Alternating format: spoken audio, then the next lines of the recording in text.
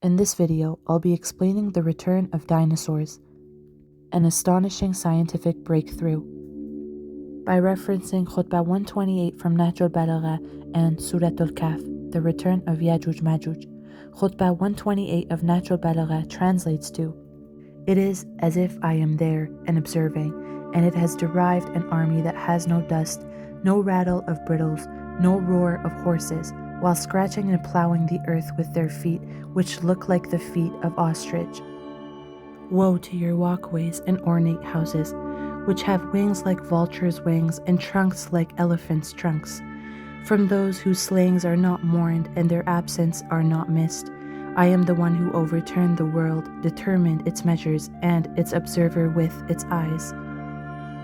The army mentioned in this khutbah has three characteristics: no dust, no rattle of brittles, no roar of horses. They scratch and plow the earth with their feet, and their slayings are not mourned, and their absences are not missed. The khutbah goes on and explains this army as having feet that look like ostrich. This closely resembles the shape of the feet of a T-Rex.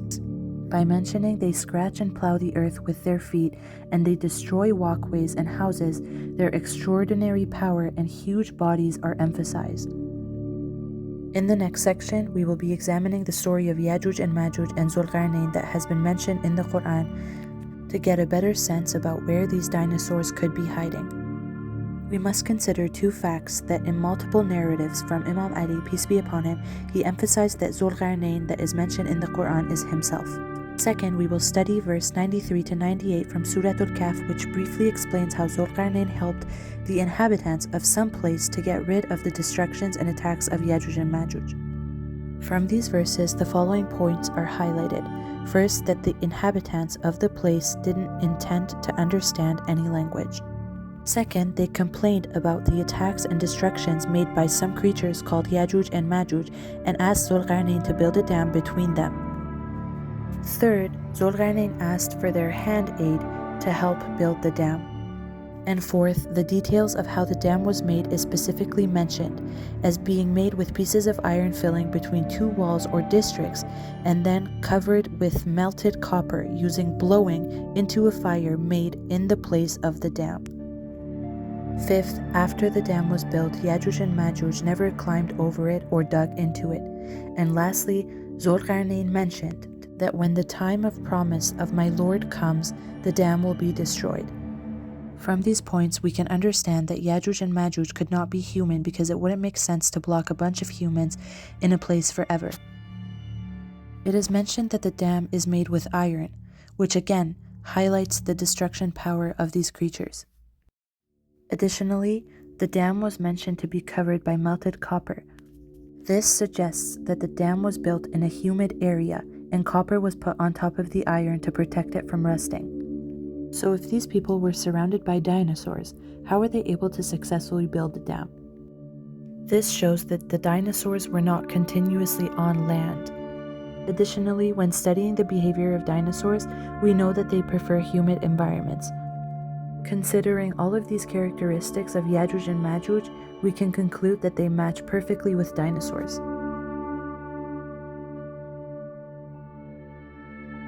Now let's move on and talk about the inhabitants of the place.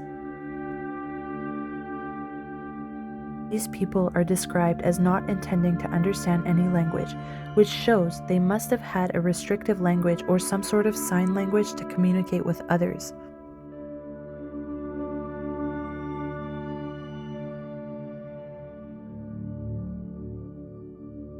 On the other hand, in verse 96 of Surah Kahf, it is mentioned that they used a blowing mechanism to melt the copper for the dam. Both these clues match the history of indigenous peoples of Canada, the United States, and northern Mexico. With some Googling, we can see that indigenous people frequently use plain Indian Sign Language to communicate with each other, and also fireplace bellows to raise the temperature for tasks such as melting copper. The high humidity of North America and South America and the closeness to prosperous water resources is also aligned with these verses. In addition, many dinosaur fossils have only been found in this area. Specifically, some fossils such as T-Rex are only found in North America. And third, the houses described in Khutbah 128 in Nahjolbalaghe that mentioned have wings like vultures' wings and trunks like elephants' trunks are what typically houses look like in this part of Earth.